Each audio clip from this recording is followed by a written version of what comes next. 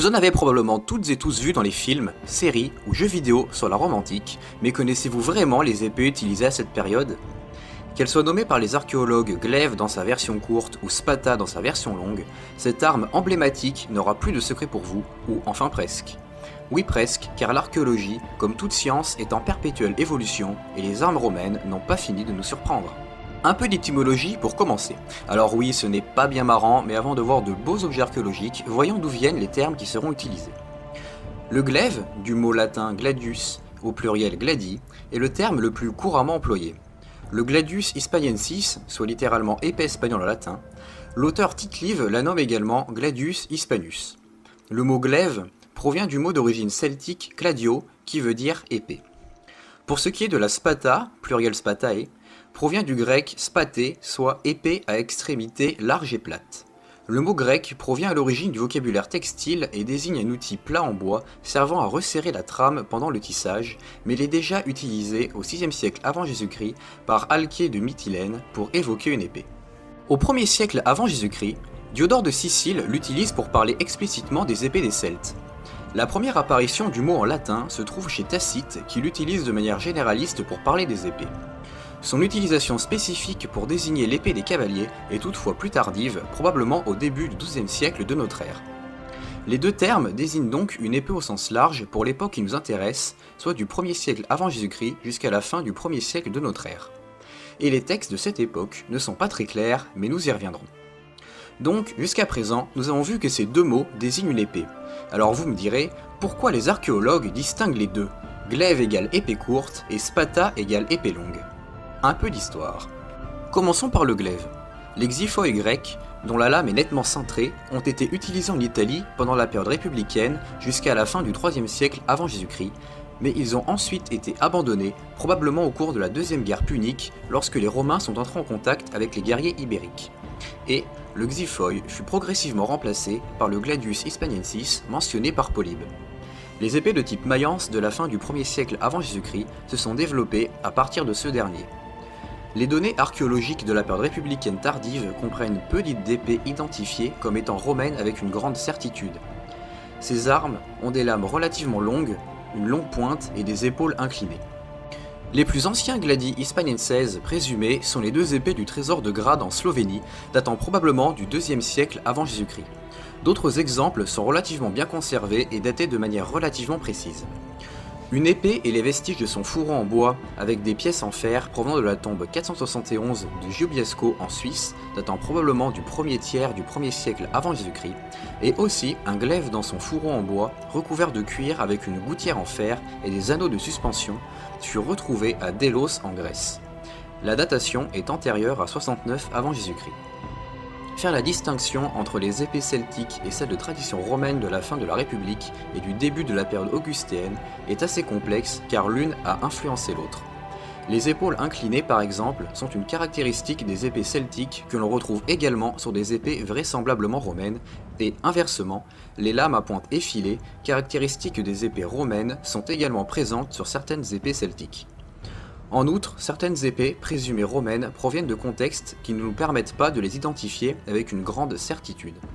Par exemple, les deux épées provenant de Grade sont largement considérées comme romaines, cependant, elles font partie d'un ensemble d'armes récupérées dans les ruines du rempart de collines qui comprend de l'armement romain. Principalement des pilas et autres projectiles, mais aussi deux épées celtiques. Et la fameuse spata dans tout ça ? La spata proviendrait directement des épées utilisées à l'âge du fer par les peuples celtes. Les peuples germaniques et celtibériques ont pu aussi avoir influencé la forme de la spata. Enfin, l'influence du gladius hispaniensis utilisé par l'armée romaine a sans doute eu son importance. Ce glaive de l'époque républicaine est considérablement plus long que ses successeurs impériaux et il est utilisé à la fois par la cavalerie et l'infanterie.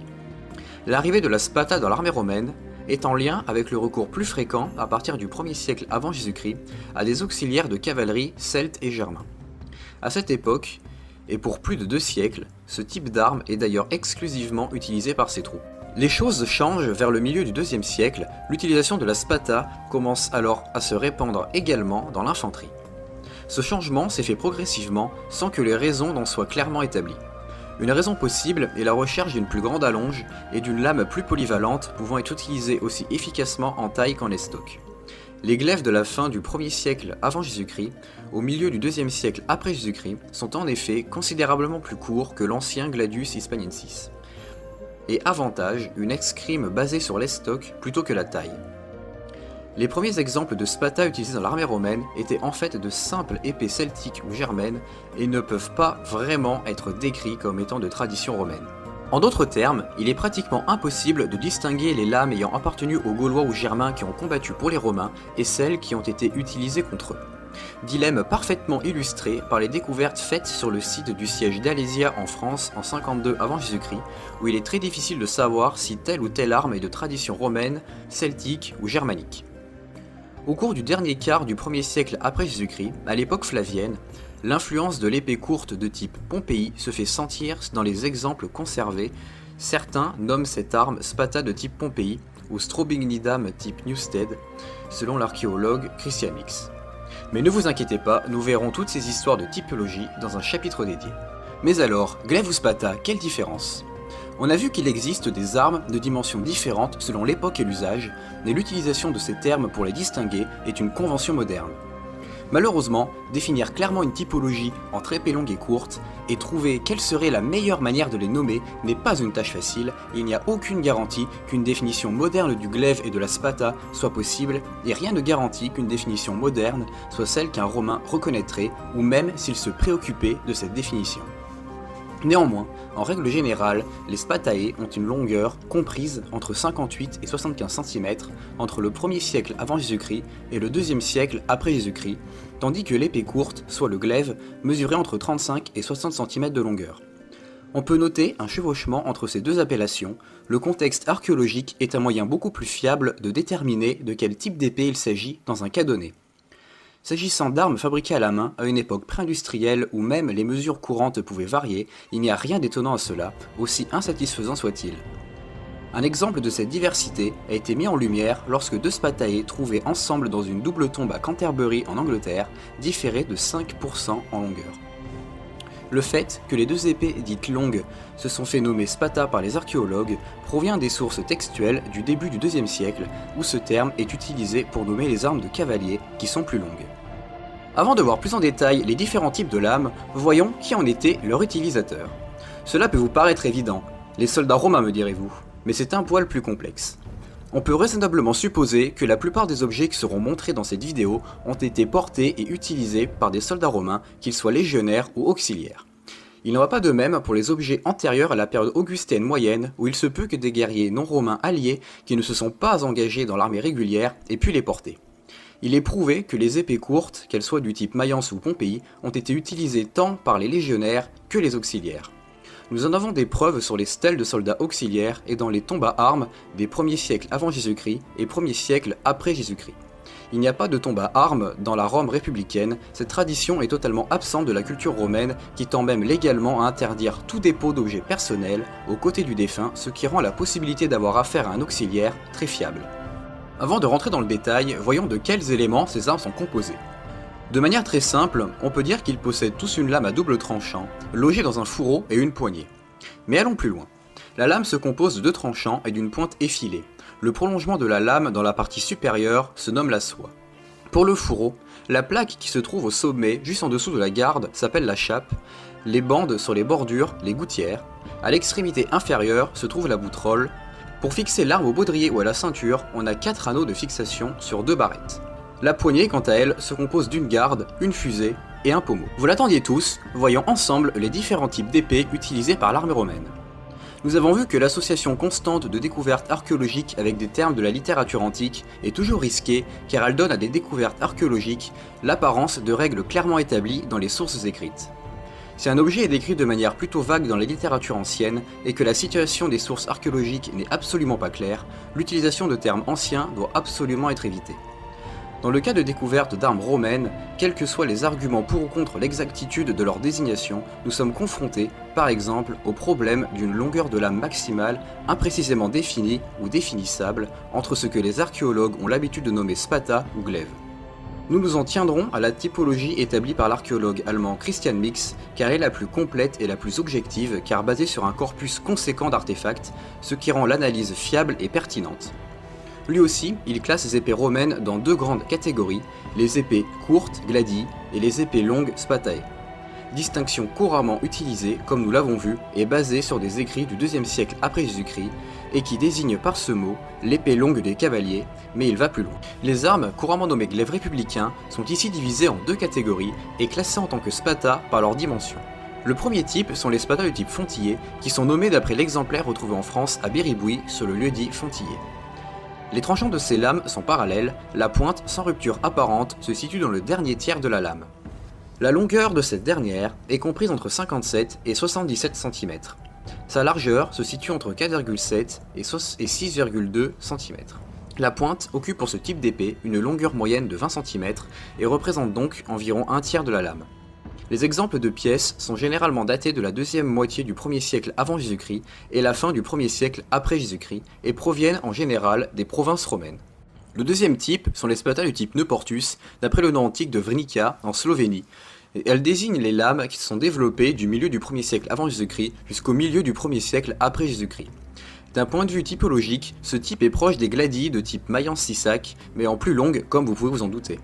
Les lames ont une longueur comprise entre 60,5 et 70 cm. La largeur se situe généralement entre 4 et 5,5 cm. La plupart du temps, les tranchants se rétractent dans les deux tiers supérieurs et sont fortement incurvés. La pointe, avec une longueur moyenne de 22 cm, représente environ un tiers de la longueur de la lame. Les pièces proviennent aussi principalement des provinces extra-italiennes. Passons maintenant aux célèbres épées courtes, appelées glaives. Les archéologues ont classé les découvertes d'armes d'infanterie romaine en trois grandes catégories. Les gladius hispaniensis, parfois nommés glaives républicains car utilisés sous la République, mais comme nous l'avons vu, leur dimension les rapproche des spatae. Le type Mayence, d'après de très nombreuses découvertes faites dans le Rhin proche de la ville de Mayence, et le Pompéi, nommé pour les mêmes raisons, mais à Pompéi pour le coup. Mix divise la grande famille des Mayence en 6 variations caractéristiques. Le type Mayence dit classique est celui qui correspond le plus au profil théorique du type Mayence déterminé par les archéologues. Le rétrécissement des tranchants se situe dans le tiers supérieur et s'élargit à nouveau, puis se termine en une longue pointe droite et effilée. Les longueurs des lames se situent entre 42,5 et 55 cm et les largeurs entre 5 et 7 cm. La longueur des pointes est de 16 cm en moyenne. Elle représente donc environ un tiers de la longueur de la lame. Aucune lame de ce type n'est issue de la région centrale italique, mais des provinces romaines. Sa plage chronologique s'étend du début de la période augustéenne jusqu'au milieu de l'époque néronienne. Le type Sissac possède à peu près les mêmes caractéristiques que la variante classique, mais les dimensions de la lame sont un peu différentes. Elles sont légèrement plus longues et plus étroites, avec une longueur de 52 à 58,7 cm et une largeur de 4 à 5,6 cm. La forme de la lame décrit une courbe régulière sur les deux premiers tiers de la lame et se brise ensuite assez brusquement en une pointe très étroite. La longueur moyenne de la pointe est d'environ 17,2 cm, ce qui correspond à peu près au tiers de la lame. Cette variante fut vraisemblablement utilisée du milieu de la période augustéenne à la fin de la période tibérienne. Le type Moulbar est assez semblable au type Sissac, il possède une légère courbure constante qui se transforme en une pointe extrêmement longue et mince. La longueur des lames est comprise entre 51 et 59 cm, la largeur varie de 4 à 5 cm. La longueur moyenne de la pointe est de 17,2 cm, soit un tiers de la longueur de la lame. Cette variante est relativement rare dans l'éventail des découvertes romaines, il est nommé d'après la pièce de Mulbar am Glan en Allemagne. Le type Fulham se distingue des lames précédentes car elle ne présente pas de rétrécissement de lame mais reste parallèle. L'épaulement est toutefois plus large mais un rétrécissement s'opère très vite et elle ne possède donc pas la courbure caractéristique des types classiques Mulbar et Sissac. Les exemples de ces pièces datent de l'époque tibéro-claudienne jusqu'à l'époque néronienne. La longueur de la lame se situe entre 41 et 55 cm, la largeur entre 6 et 7 cm. La longueur moyenne des pointes de ces exemplaires est de 16,8 cm, ce qui correspond à environ un tiers de la longueur totale. L'avant-dernier est le type Altern Camelodunum. Il est probablement celui qui est resté le plus longtemps en usage du IIe siècle avant Jésus-Christ jusqu'au début du IIe siècle après Jésus-Christ. Ce type est relativement hétérogène en ce qui concerne ses dimensions, qui varient entre une longueur de 40 à 55 cm et une largeur de 3 à 7 cm. Les deux tiers supérieurs de la lame sont largement parallèles, voire légèrement coniques, mais il est difficile de constater une rupture de la lame vers la pointe. Dans certains cas, on peut observer deux rainures parallèles. Il est nommé d'après les artefacts d'Altern en Allemagne et de Colchester dans Camelodunum en latin. Le type Wederaf est apparu pour la première fois dans le village du même nom en Allemagne. Il s'agit de la variante la plus tardive, elle date du milieu du 1er siècle de notre ère. Sa morphologie diffère des autres lames de type Mayence par sa lame à bord parallèle ou très légèrement cintrée. L'élément qui le distingue est sa pointe, plus courte que d'habitude. En fait, elle est parfois confondue avec le type Pompéi. Le type Pompéi est la dernière grande famille des glaives. Nous le verrons ici dans sa variante dite classique. Alors qu'au moment de l'invasion de la Grande-Bretagne, le glaive de type Mayence était encore utilisé, une nouvelle forme de lame commençait manifestement à apparaître vers le milieu du 1er siècle de notre ère. Les auteurs modernes l'ont baptisé d'après 4 épées trouvées en divers endroits de Pompéi et de ses environs. Cette nouvelle forme d'épée avait une lame en moyenne moins large que les types Mayence et à arête parallèle et une pointe courte. En général, les épées de type Pompéi sont encore plus petites que les épées de type Mayence, non seulement en longueur mais aussi en largeur. En fait, il aurait fallu beaucoup moins de fer pour les fabriquer, environ 10 à 20% de moins. Les épées étaient donc inévitablement plus légères que leurs prédécesseurs et indiqueraient une évolution du mode d'utilisation. Nous ne savons si le fait qu'il y ait moins de variations de ces lames sont dus à un besoin de standardisation. Avoir des lames c'est bien, mais il faut aussi pouvoir les ranger. Sur les armes du 1er siècle avant Jésus-Christ, on voit des fourreaux très simples en bois avec un cadre en alliage cuivreux ou en fer. Ils disposent de 4 anneaux de fixation pour le baudrier ou pour le fixer à la ceinture. Ils sont parfois recouverts de cuir, comme sur l'exemplaire de Délos en Grèce. Ce type de fourreau reste encore en usage au 1er siècle après Jésus-Christ, comme nous le prouve cet artefact d'Arles en France. Il y a plusieurs variations de ce type de fourreau, comme les éléments en forme de filet avec des croisements en angle droit. On en a retrouvé à plusieurs endroits de l'Empire romain, dans la rivière Kupa en Croatie, à Calcris en Allemagne, à Comacchio en Italie ou encore à Sainte et Pitre en France. Enfin, on en a aussi un exemplaire dans la rivière Ljubljanica en Slovénie et nous en avons une représentation iconographique visible au musée archéologique de Modène. La plupart des éléments en forme de filet découverts concernent l'extrémité du fourreau où se trouve la pointe de la lame. Néanmoins, sur l'exemplaire découvert dans la rivière Ljubljanica, la garniture en filet couvre toute la face avant du fourreau et dessine une sorte de cage. On ne sait pas quelle partie du fourreau ont recouvert les artefacts de Pitre et de Sainte, ni si ceux qui recouvraient la pointe du fourreau étaient complétés par d'autres éléments en forme de filet. Il existe un fourreau daté entre 40 et 15 avant Jésus-Christ qui comporte un décor ajouré en laiton. Elle est celtique dans ses caractéristiques de base, mais l'utilisation de laiton pur, ainsi que les restes de bois sur la lame, indiquent plutôt un objet de fabrication romaine. Elle peut, selon l'archéologue slovène Jenka Istenić, être considérée comme un cadeau romain à un dignitaire celte. On retrouve ce genre de décoration, nommée opus interracile, sur un bon nombre de fourreaux romains. On en trouve des exemples à Mayence dans le Rhin, à Vindonissa en Suisse, ou encore à Mâcon en France. Comme en témoignent les découvertes de ce type d'éléments à Magdalensberg en Autriche, ils ont probablement été utilisés jusqu'au début de l'époque claudienne, car ce site a été abandonné en 42 après Jésus-Christ. Les motifs décoratifs estampés combinent des éléments de ce qu'on pourrait appeler l'art de la propagande avec des représentations impériales et des motifs géométriques ou végétals. Ces fourreaux semblent être parmi les plus tardifs du type Mayence. Un exemple, trouvé lors de fouilles dans une caserne de la forteresse légionnaire de Vindonissa en Suisse, représente un barbare captif, des trophées d'armes et un motif de foudre sur la plaque principale, semblable à ceux visibles sur les boucliers. On a trouvé, dans l'habitat civil situé à l'extérieur de la forteresse légionnaire de Nimègue aux Pays-Bas, un ancien moule pour ce type de plaque, peut-être utilisé pour l'estampage, qui portait lui aussi le motif de la foudre. Ces fourreaux sont datés de l'époque tibérienne jusqu'au début de l'époque flavienne, car on a retrouvé un fourreau de ce type à Herculanum avec une lame de glaive de type Pompéi. Le dernier et le plus tardif des styles de fourreaux associés à des lames de type Mayence est le type Porto Novo. Son nom provient d'une trouvaille archéologique faite dans la baie de Porto Novo en Corse. Encore une fois, les archéologues ne se sont pas cassés la tête pour le nom. Il s'agit du seul fourreau de ce type retrouvé complet. Il existe un autre exemplaire retrouvé avec une lame de type Mayence alterne Camelodunum à Lobif aux Pays-Bas. Les autres exemples de décoration de ce type se limitent aux chapes des fourreaux et des éléments de boutrole qui se retrouveront sur les fourreaux de glaive de type Pompéi. Nous trouvons des chapes de ce type à Vindonissa, Long Windsor ou encore Valkenburg. Il existe un autre exemple, classé en type Porto Novo, mais avec une chape estampée et non un motif percé comme c'est habituellement le cas. Il fut retrouvé dans une sépulture à Raškova Moglia. Ces fourreaux datent de la fin de l'époque tibérienne à l'époque flavienne.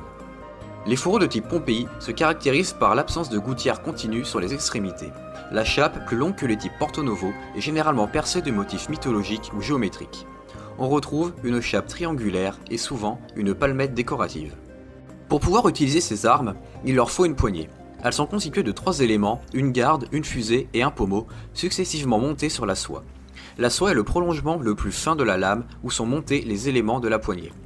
Pour bloquer toutes ces pièces, l'extrémité de la soie est repliée sur le sommet du pommeau, forgé en forme de butoir ou encore coiffé d'un bouton terminal en alliage cuivreux, en fer ou en argent.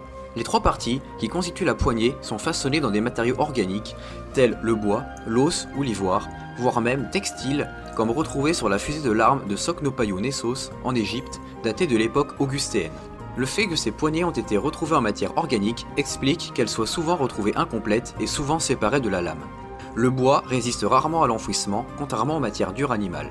Chose intéressante, les rares poignées retrouvées complètes, comme à Rangonheim, Velsen ou Soufstreet, ont été réalisées dans un seul matériau, le bois pour Rangonheim et Velsen, l'os pour Soufstreet. En revanche, il existe un autre exemple de poignée dite composite, mais celle-ci associe l'os et l'ivoire comme à Avenches en Suisse. L'os et l'ivoire étant proches au niveau de l'aspect, doit-on y voir une recherche de la monochromie? Les associations bois-os ne sont pas à exclure, certains artefacts comme ce glaive retrouvé à Mayence où seule la fusée en os reste, avaient peut-être une garde et un pommeau en bois. Mais cela ne se retrouve pas de manière claire au niveau archéologique. L'origine de cette construction des poignées avec garde et pommeau en bois et fusée en os provient du grand nombre de fusées en os qui furent retrouvées, mais n'oublions pas que l'os se dégrade moins vite que le bois dans les sols ou dans l'eau. Le glaive est à la fois une arme de taille tranchante et d'estoc pour poignarder. Elle a évolué pour devenir principalement une arme d'estoc. L'apparition de l'épée de type Pompéi dans la seconde moitié du 1er siècle après Jésus-Christ visait à produire la meilleure arme pour l'estoc en conservant la capacité de trancher. L'épée courte a toujours pu, depuis sa première adoption jusqu'à son abandon au profit de la spata, être utilisée comme une arme de taille et d'estoc. La spata est une arme dont l'utilisation se fait principalement de taille, mais il est aussi possible, grâce à leur longue pointe effilée, de l'utiliser en estoc. Nous avons plusieurs sources iconographiques sur la position de combat des soldats, que ce soit sur un monument de Mayence daté de la deuxième moitié du 1er siècle après Jésus-Christ et à Adam Clissi sur un monument du début du 2e siècle après Jésus-Christ. Le soldat a la jambe gauche fléchie et la droite tendue. Sa position est basse et il est bien protégé par son bouclier. Cette position permet une bonne stabilité et de pouvoir encaisser les charges ennemies. J'espère que cette vidéo vous aura plu. Si c'est le cas, n'hésitez pas à liker, partager et commenter.